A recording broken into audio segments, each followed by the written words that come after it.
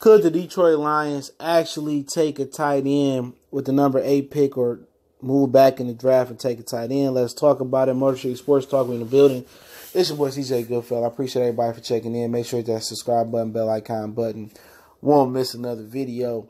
Definitely appreciate everybody for checking back in. And as you probably know, Mel Kiper has the Lions selecting T.J. Hockenson Jr., Thomas Hockenson Jr. out of Iowa. He's probably pretty much calling him Rob Gronkowski clone. I assume without the back injuries. I haven't really started my evaluations for the draft. I will this week as the combine is approaching. Start my evaluations for the draft. But my whole stance on taking a tight end in the first round is if it's the best player available, you feel like that's a need or it's the best player by far on the board, we'll go ahead. You know what I'm saying? If you believe this guy's going to help, apparently he can play the slot. He can line up and block. He can run routes. But don't forget, you know, when people talk about Greedy Williams and they talk about tight ends, those are two of the slowest developing positions in the league. It takes time to learn how to play tight end in the league. We've seen it with Ebron. We've seen it with other players. We've seen it several different times before. We've seen it with Darrelle Revis. We've seen it with other cornerbacks. And there's all exceptions to the rules. You know, Marshawn Lattimore. And there probably are some tight ends that came in and have some really, really big seasons. But when you talk about the tight end position, do they have a job description, and I'm going to use that a lot, set out for the tight end position and how they want to utilize them? When Scott Linehan was the offensive coordinator and when Joe Lombardi and when Jim Bob Cooter was the offensive coordinator, they did not know how to utilize the tight end. They utilized the tight end like it was 80s or 70s football. Pettigrew, they wanted him to block and be able to catch. Pettigrew was slow as molasses. He went across the middle a lot. They did him on little shallow crossing routes, and he was utilized in the red zone over the middle. They don't really, the Lions historically or recent, they haven't really utilized tight ends the way the new NFL utilizes tight ends. The middle of the field, putting them on post corner routes, putting them on corner routes, putting them on wheel routes. They didn't utilize Eric Ebron's ability to stretch the field.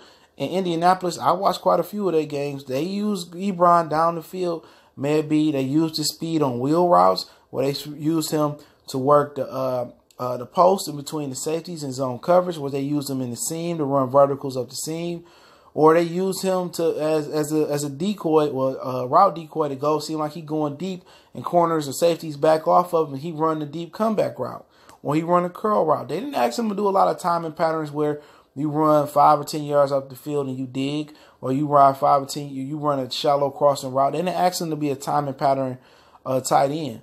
What they did was they said, okay, he gets vertical, got speed, he able to high point the ball. That's what we're gonna do. We're gonna do we're gonna put Ebron in a position that makes him comfortable when he does best. So the Lions gotta figure how big of a role is T.J. Hockenson or a tight end if we're gonna take him early in the draft, and that's first or second or third round. What type of role is this guy going to have in our offense? And Darrell Bevell, he hasn't been seen as a tight end savant. Okay, he ain't been using tight ends that much. You know, he didn't even know how to utilize Jimmy Graham. They couldn't get Jimmy Graham in the Florida offense. Maybe it was because of Russell Wilson. They just didn't have a rapport, or maybe Jimmy Graham just wasn't the same player that he was in New Orleans, which is looking like because Aaron Rodgers couldn't get him started. But that's seeming to be the issue. You know what I'm saying? You know, the Lions with Jim Bob Cooter, they didn't know how to utilize the tight end. Even with the guy they brought in that was with Seattle, Luke Wilson. He went in Seattle. What he did was stretch the field. He was able to get vertical. He was able to outrun the coverage and catch the ball. You know what I'm saying? So if we're not going to utilize the tight end, or if he's not going to be ready, and he's going to be a learning curve, then we really need somebody that's going to come in and make an instant impact with our first pick. You know what I'm saying? You know, I've seen some mock drafts had him go day 2 or something like that. But at the end of the day, if he going to come in and make an impact and make a difference, then yeah. But really, he helps in the run game with his run blocking from what I read on his scouting report. And he can catch the ball, and he's able to run the routes and play the slide and line up in the backfield and play the H-back. So he fills several different needs, but I'm just so damaged from prior history in drafting the tight end. Pettigrew, Ebron, they all haven't worked out. You know what I'm saying? And you see these undrafted tight ends like But Antonio Gates. You see late round picks like Jimmy Graham or mid round picks paying out.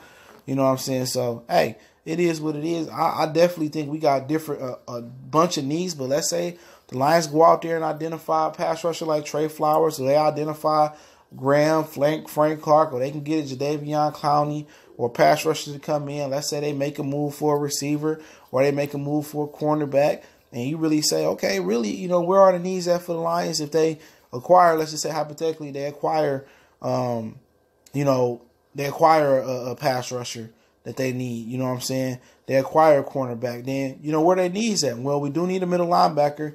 But, you know, a lot of the middle linebackers here, the White and Bush from LSU and Michigan, they're a little bit undersized, pretty much what you already got in Gerard Davis. Okay, you say, okay, it's no middle linebacker that we really like on the board. We acquired a cornerback somehow in the offseason. This is just a hypothetical. We happy with Agnew and Mike Ford backing up the corners right now. We got 2 safeties. You know, we can bring one in later in the draft. Okay, we put some girth behind Harrison and Hand in free agency, and we'll worry about the other defensive tackle in the draft. Okay, we say, okay, we need a tight end. We can address receiver later on, or we address it in free agency.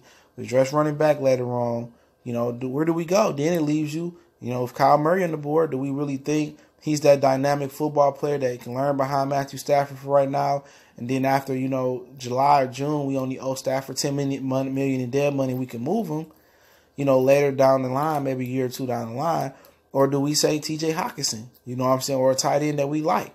If they're able to fill, voids in free agency and pretty much take the best available player, which I think that's what the Lions can be setting up to do, because they really got needs at the cornerback position, the defensive tackle, the defensive end position. They need reserves behind Harrison and Hand, defensive tackle position. They need a middle linebacker. They need a tight end, and they probably need one more receiver, out there as well, and some reserves behind the running back position. They could be very well in the position, depending on how they handle free agency, tight end or quarterback Kyler Murray. That's what it could boil down to. And then they have some other tough picks. If they get to the second and third round and nobody take Marquise Brown, he got a foot injury. You see him perform in college with Oklahoma. What if you do take Kyle Murray? Do you want to partner with Marquise Brown and take a flyer on him as a value position to hope that his foot heal? Then you have some questions to ask. If they address needs in free agency of pass rusher and they're able to address cornerback in free agency, then it opens up a plethora of picks and options for the Lions. Tight end would be an option. Quarterback could be an option, because now I have a pass rusher. I went out and got me a veteran cornerback. We got 2 veteran safeties, or we got 2 safeties we believe in Diggs, Wilson, and we got Tracy Walker back there. Now we talking about, okay, can we take TJ Hockenson?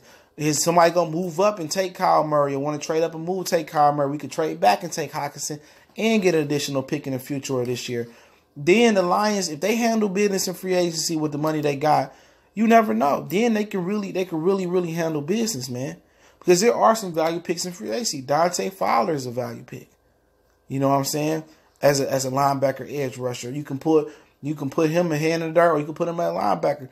If the Lions handle business in free agency this year, which don't mean they got to go out there and be expensive and be Gucci lavish and get all this great stuff in free agency. No, if you handle business, they will probably be in position in the 8th pick to take a tight end or a quarterback or move back and still get what they need. So I'm not opposed to it. I have to see how free agency lay down, but you can't let the past kind of damage your future, okay? Kind of what they say in the Daily Fantasy League. One day, Andre Drummond might fuck you, okay? Drummond might go out there and get 12 points and foul out, okay, in Fantasy League.